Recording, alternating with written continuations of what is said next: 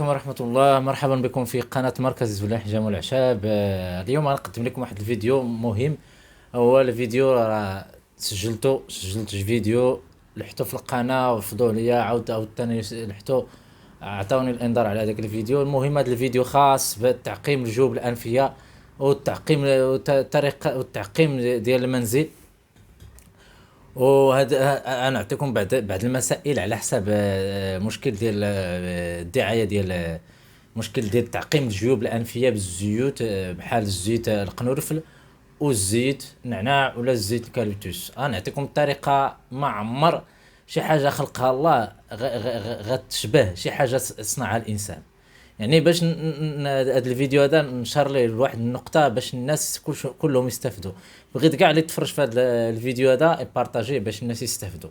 اهم حاجة هو نستنشقوش الحاجة اللي غتمشي الرياء، نستنشقوا شي حاجة مخلقها الله عز وجل، ماشي نستنشقوا شي حاجة مصنوعة. اهم حاجة في الزيت القنورفل ما فيه الزيت، قليل فيه الزيت. يعني باش نشرح لكم مزيان، كنشرحوا كنقولوا الزيت القنورفل اللي كنديروه الالم ديال الضرس راه ما صالحش. اغلبيه كيسولني علاش واش نستنشقوا نديروا في الماء نستنشقوا ولا نديروا اخطر. وحتى الزيت اللي كيشريوه الناس بحال هكا 30 ملي بحال هكا كيديروه في الماء يستنشقوا به. واخا حتى الروح اللي كتشريوه راه داكشي كلشي صناعي لا علاقه له بزيت القنورفل. يعني واخا كنقولوا اكسونسيال، يعني باش نستنشقوا الزيوت الطياره اللي كاينه في القنورفل. وهو نديروا هذه الطريقه اللي غنوريكم. اهم طريقه زيت القنورفل كما كنقولوا بحال هكا خاصه بالالم ديال الاسنان، والزيوت الاخرين راه ما مزيانش تستنشقوا بهم حيت كلهم غيمشيو الريه غيمشيو. اهم حاجه باش نعقموا الجيوب الانفيه ونطهروا المنزل. غنوريكم الفيديو ان شاء الله. بالنسبه للقنورفل كنهزوا القنورفل بحال هكا، نهزوا واحد 5 الحبات. ولا بالنسبه للعصب حسب الاستنشاق، بالنسبه للشخص ولا العائله كلها 5 ولا 10 الحبات. ندقوهم مزيان تيوليو غبره شويه هما. وكذلك الكاليبتوس بحال هكا، الكاليبتوس الوراق ديال الكاليبتوس بحال هكا. هاد الوراق الكاليبتوس هكاك دايرين. ملي كنهزوهم كنقولوا وراق الكاليبتوس هما هادو، كنهزوا وراق الكاليبتوس هما هادو والقنفل. ها الوراق الكاليبتوس ها القنفل هما هادو، شفتيهم وراق الكاليبتوس وها القنفل. بالنسبه لوراق الكاليبتوس كاين اللي غيجيب الربطه الكاليبتوس خضراء، غنوريكم الطريقه. وكاين هاد اليابس حتى هي كذلك. بالنسبه لليابس تا هو يطحن شويه، يتق شويه ويطحن، ما يتهرمش شويه، ما يوليش غبره بزاف، يتهرمش. وهذا يتهرمش شويه ولا يدق شويه.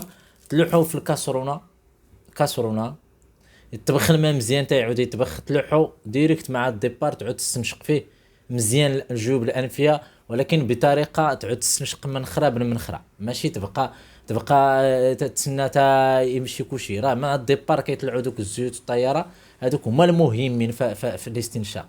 وكذلك خاصه في هاد الايامات اللي كان اللي عنده مشكل ديال الدقه، اللي كي مزيرين في التنفس، اللي كاين عندهم ديما المناخير مسدودين، ديما العطيس، ديما الشخير، ديما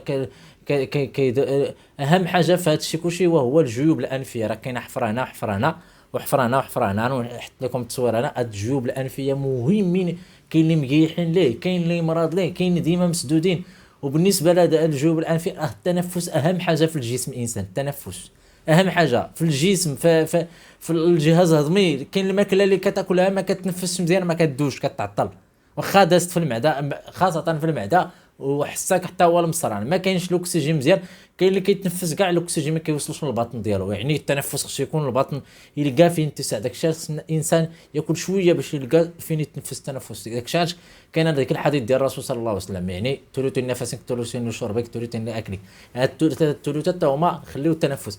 اهم حاجه قبل ما تنعسوا هاد الاستنشاق هذا ولا شدتك الوقيته ديال الزكام ديال الرواح ديال هاد الايامات سدتك حتى وسط دير 3 الحصص بهذه الطريقه هذه باش الجيوب الانفيه يتسرحوا تحيد. حتى الدراري صغار ماشي مشكل. بالنسبه للزيت القنورفل الروح طريقه باش كنصايب هذا اللي عندي انا. راه كنهز القنورفل والزعتر ونديرو في زيت الزيتون وعاد كنديروا ليه الروح. بالنسبه للروح راه كيتباع غالي شويه بحال هذه 250 ملي، هاد القرعه هذه دايره 500 درهم تقريبا اللي دايره. هذه اللي كنديروا فيه واحد النسبه على حسب الزيت اللي صيبنا. هذا هو الروح ديال القنوف القاصح. كاين اللي رخيص، ليترو رخيص داير غير 3 هو 300 درهم ولا 400 درهم، ولا كاين 250، كاين اللي داير غير 500 درهم من الليترو، يعني ناقص في سميتو. هذا راه شي حاجه مجهده. هذا هو باش كيخدموا صحاب الدونتيس في الالم ديال السنان.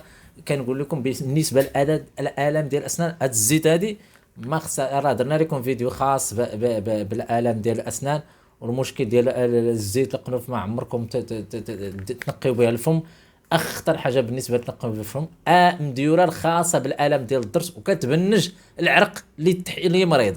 ولا الا حيدتي الضرس راه كيديرها لك صحاب الدونتيس وصحاب الالم ديال السنان. هذه ما صالحاش لا للتعقيم ديال الفم ولا لا الاستنشاق ولا سميتو. وكذلك نتحدى اي واحد شي حاجه مخلوقه بحال هاد القنورفل هذه مخلوقه تردها. ولا كذلك الزيت النعناع اوراق ناشفين ما فيهمش الزيت.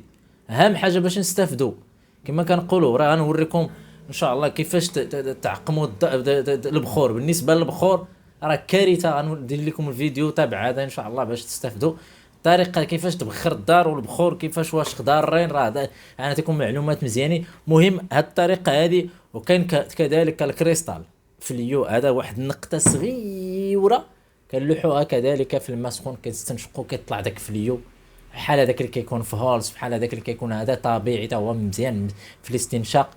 وكذلك الزعتر راه مخير في مشكل الجيوب الانفيه، والكاليبتوس تا هو. ولكن اهم حاجه بالنسبه للقنورفل، بالنسبه للقنورفل باش نوريكم ان شاء الله الطريقه اللي هي مزيانه. حتى واحد الكاس ديال الماء سخون، دير فيه شويه ديال القنورفل، واحد وريقه ديال المريود خضر، وواحد شويه ديال جوج وريقات ديال ديال الكاليبتوس تا هو. ويشربهم الناس الا بغى ينعس. ولا الزعتر والقنفل هادو كلهم كيدير لهم شويه ديال العسل تشربهم قبل ما تنعس، استنشاق وشربا. وهادو هما المسائل اللي غيعاونوك. كذلك بالنسبه للاتي في هاد الايامات ديال الرواح وديال البرد، نزلات البرد، ديما يشرب الانسان ويلبس مزيان. يشرب ديما حاجه سخونه اللي وكتشرب الماء دافي باش تعاون الكلاوي وتعاون الجهاز التنفسي. وكذلك باش الجهاز التنفسي يولي ديما اون فورم، خصنا ما ناكلوش ماكله ثقيله وما ناكلوش بالليل وما نعمروش المعده ديالنا، ديما شويه باش نستافدوا. بالنسبه كما كنقولوا نجبدوا الربطات النعناع نيبسوها بيتها خضراء. الطريقه باش نديروا كاينه واحد النقطه اخرى كذلك الاستنشاق. كاين الزيت تقطير ديال النيوف، اهم حاجه هو هذه. كاينه بالنسبه لهذا الزيت ديال تقطير ديال النيوف كاينه عندي هنا.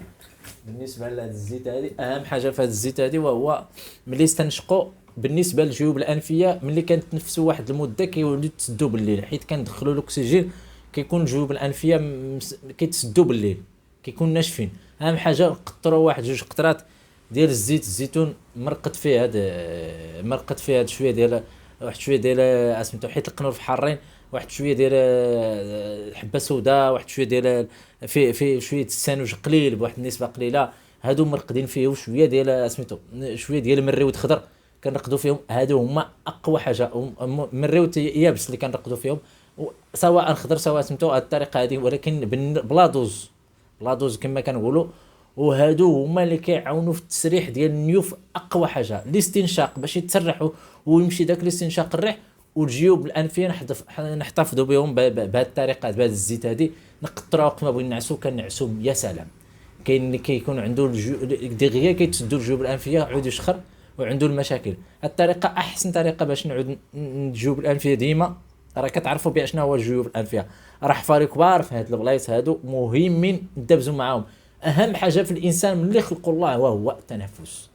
تنفس مزيان الصحه ديالك تكون اون فورم. ما كتنفس مزيان في جميع الاعضاء من الراس للجهاز التنفسي للجهاز الهضمي للجهاز التناسلي للرجلين، ما كيوصلوا اي عضو ما كيوصلش الاكسجين كيكون عيان. علاش الانسان كيفيق في الصباح كتضربوا العطسه، شي بلايص ما كيوصلهمش الاكسجين، ما كتوصلهمش الطاقه، ديك العطسه كتوصل سبحان الله العظيم. ديك العطسه كتوصل داك الاكسجين الذات، كتوصل واحد الطاقه لبلاصه، كدور الدم، كتنشطك من بين نعمات طلع زول. داكشي علاش كنقول الحمد لله حقيقه كتوصل واحد سميتو واحد الطاقه للجسم. كما كنقولوا الكالبيتوس الخضر البطاطا كذلك كنبجغوها، كندقوها نلوحوها فنبخروها، نديرو بها حتى هي الزيت اللي كنقطرو في المناخ، هي هذه اللي حطينا هنا. هذا الزيت هذا احسن زيت بالنسبه للتقطير في هذا المناخ.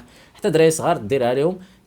كاينه صيبت انا كاينه ديال الدراري صغار، وكاين ديال الناس الكبار، على الجيوب الانفيه يكونوا ديما مكريسين. ماشي راه من السنه ديال الرسول صلى الله عليه وسلم، من سنه الصحابه اللي بغيت نقول لكم، تقطير الزيت في المناخ قبل ما تنعس كتخليك، خاصه البلايص اللي الناس اللي خدامين في مسائل اللي فيهم الغبره، فيهم النجاره، فيهم هذه، الناس ديما يشربوا الماء دافي ويستنشقوا مزيان ويخليو ديما المناخير ديالهم مسد. للتذكير بانه راه الفيديو غنديرو ان شاء الله بتمازيغ في قناه تمازيغ، يسافر تمازيغ نعود نديرو فيها الفيديوهات بالشلحه بالداري بالسلحه ديال سوس. تحيه للجميع كل من ساهم في نشر هذا الفيديو، والسلام عليكم ورحمه الله وبركاته. تحيه للجميع، مرجو من جميع المتتبعين حيت قلال. بالنسبه لهذا اليوتيوب غادي يطلع لنا الدم على حساب تتلوح الفيديو كيقول لك علاش ما عرفت على حساب هادشي ديال سميتو. هادشي عادي، التنفس موسم البرد كيكون نازلات البرد، خصنا نعاونوا. تقويه المناعه شنو هي؟ وهو الانسان يدير الرياضه، يفيق في الصباح بكري. تقويه اهم حاجه في الفيروسات ديال الموسم اللي كيعالج الفيروسات بزاف وهو المناعه ديالنا كتبغى، خصها الصيام، خصها المشي، خصها الرياضه، خصها التنفس العميق، خصنا ناكل الماكله طبيعيه، خصنا نحيدوا الصناعيات، خصنا هادو هما اللي كيقووا المناعه. ما نقولوا شي حاجه اخرى. اهم حاجه وحتى نعاونوا نستنشقوا ونعاونوا نديروا التعقيم اللي دينا، الانسان فيه الرواح نتفاداو منه. اهم حاجه كثرة السلام وكثرة سميتو، هذا هو المسائل اللي خصنا نتفاداوهم. السلام عليكم ورحمه الله.